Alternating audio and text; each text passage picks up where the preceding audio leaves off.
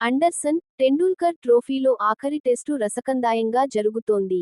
రెండో రోజును ఇరు జట్ల బౌలర్లు శాసించారు. దీంతో ఒక్క రోజే 15 వికెట్లు నేలకూలాయి.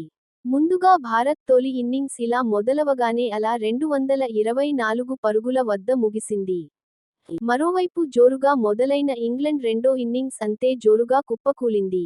92 పరుగుల వరకు వికెట్ కోల్పోని ఆతిథ్య జట్టు 247 పరుగులకే ఆలౌటైంది.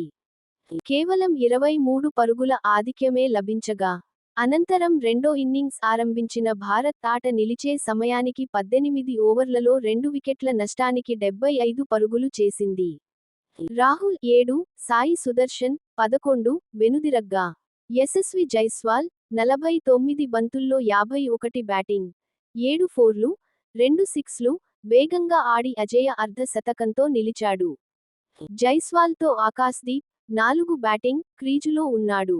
జైస్వాల్ ఇచ్చిన 2 క్యాచ్లు ఇంగ్లండ్ ఫీల్డర్లు వదిలేయడం కలిసొచ్చింది. ప్రస్తుతం టీమిండియా 52 పరుగుల ఆధిక్యంలో ఉంది. అయితే అనంతరం టీమిండియా బాల్యంపై కీలక వ్యాఖ్యలు చేసిన Australia star player Travis Head టీమిండియాలో బ్యాటింగ్లో కాకుండా బౌలింగ్లో కూడా చాలా అద్భుతంగా రాణిస్తున్నారని సోషల్ మీడియా ద్వారా తెలిపాడు.